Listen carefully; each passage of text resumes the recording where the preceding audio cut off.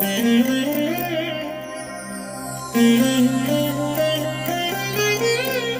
దినం పరము నుండి దిగివచ్చు మాట.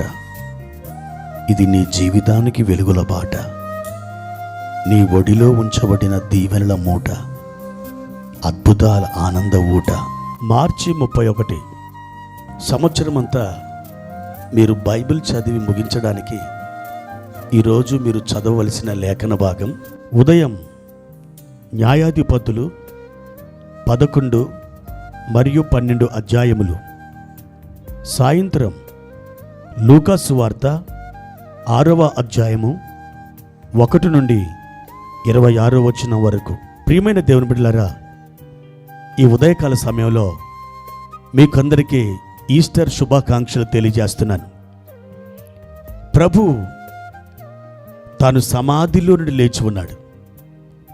ఆయన ఇక్కడ లేడు, తాను చెప్పినట్టే లేచి ఉన్నాడు అని ఆ రోజు ఉదయం దేవదూతలు కొంతమంది స్త్రీలకు కనపడి అద్భుతమైనటువంటి ఈ వార్తను ప్రకటించారు.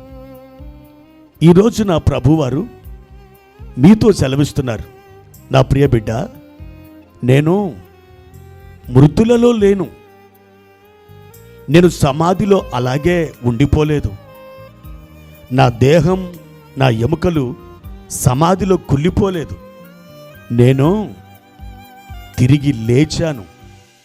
ఇదిగో నేను మృతుడనైతిని గాని యుగ యుగములు సజీవుడనై ఉన్నాను. ప్రియమైన దేవుని బిడ్డలారా, ఆయన సజీవుడైనటువంటి దేవుడు. ఆయన మృత్యుంజయుడు. మృత్యుంజయుడు అంటే మరణాన్ని జయించినవాడు అని అర్థం, మృతిని గెలిచినవాడు అని అర్థం.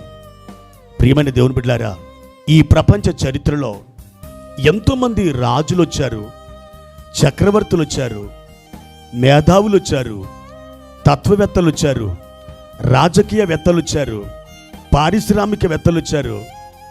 ఎందరో మహానుభావులు ఈ భూమి మీద జన్మించి వారు ఈ భూమి మీద నడయాడి ఆ తర్వాత వారి కాలం పరిపూర్ణమైనప్పుడు వారి దేహాన్ని ఇక్కడ వదిలిపెట్టి వెళ్ళిపోయారు.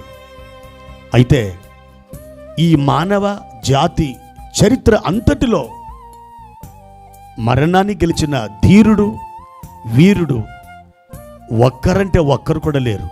అలెగ్జాండర్ చక్రవర్తి మరణం ఎదుట దాసోహం అన్నాడు. జూలియస్ సీజర్ చక్రవర్తి మరణం ఎదుట గడగడ వణికిపోయాడు. నెపోలియన్ చక్రవర్తి మరణానికి సలాం కొట్టాడు. ఈ విధంగా చెప్పుకుంటూ పోతే గొప్పవారు అనబడిన వారు, చక్రవర్తులు అనబడినటువంటి వారు మరణం ఎదుట వారు ఓడిపోయారు, వాడిపోయారు, పేలిపోయారు. కానీ మరణాన్ని సవాలు చేసి, మరణాన్ని మరణింపజేసి, మరణాన్ని బ్రద్దలు కొట్టి లేచినవాడు ఒక్కడే ఉన్నాడు. ఆయనే నజరేయుడైన యేసుక్రీస్తు. అవును, ఆయన సజీవుడు. ఆయన సమాధి నేటికి ఖాళీగా ఉంది. ప్రియ దేవుని బిడ్డలారా, మీరొక అర్ధరాత్రి ప్రయాణం చేస్తున్నారు, దారి అర్థం కావట్లేదు. ఒక చోటికి రాగానే 2 వ్యక్తులు ఉన్నారు. ఆ 2 వ్యక్తుల్లో ఒకడు పడుకొని ఉన్నాడు, రెండోవాడు మెలకువగా ఉన్నాడు. మీ దారి మీకు అర్థం కావట్లేదు. ఆ 2 వ్యక్తుల దగ్గరికి వచ్చి మీరు చూశారు. ఆ పడుకున్నవాడు ఎవరా అని ఆరా తీస్తే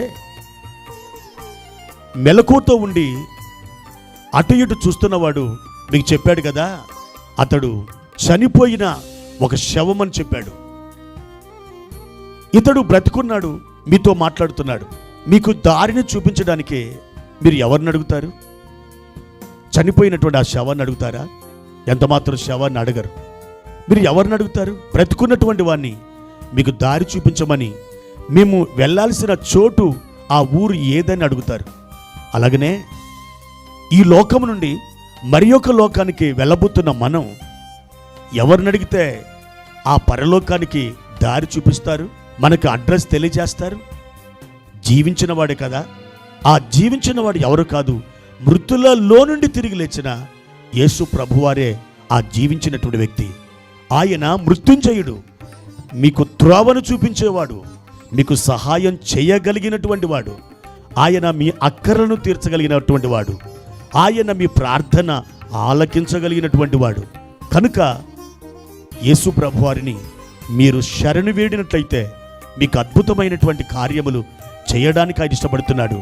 ఆయన మరణాన్ని, సమాధిని, కావలిని, రాతిని జయించినటువంటి వాడు కనుక మీకు కూడా జయాన్నిస్తాడు. మీరు ఆయన తట్టు చూడండి. ఆయన కృపను మీరు తప్పకుండా మీరు పొందుతారు. ప్రభు యొక్క కృప మీకు నిత్యము తోడైయుండునుగాక. ప్రార్థన. పరిశుద్ధుడైన తండ్రి, ప్రేమ కలిగిన దేవా, మీ ఘనమైన నామానికి వందనాలు. ఈ ఉదయకాల సమయంలో మా తండ్రి, మా ప్రియులందరినీ జ్ఞాపకం చేసుకునండి. మీరు మృతులుగా సమాధిలో ఉన్నటువంటి వారు కాదు. సమాధిని, బండను, కావలిని, మరణాన్ని జయించినటువంటి వీరుడు. మీరు జయశాలి. మా ప్రియ తండ్రి, మీరు మరణాన్ని ఎలా గెలిచారో మేము కూడా ఒక దినం మరణములో నుండి పునరుత్థానములోకి ప్రవేశించి మహిమగల శరీరాన్ని ధరించుకొని సదాకాలం మీతో కూడా మేము నివాసం చేయబోతున్నాం. అట్టి నిరీక్షణ మాకిచ్చినందుకు వందనాలు. మా తండ్రి, మా ప్రియులను ధైర్యపరిచి కృపతో నింపుమని యేసు నామములో అడిగి వేడుకుంటున్నాము తండ్రి. ఆమేన్.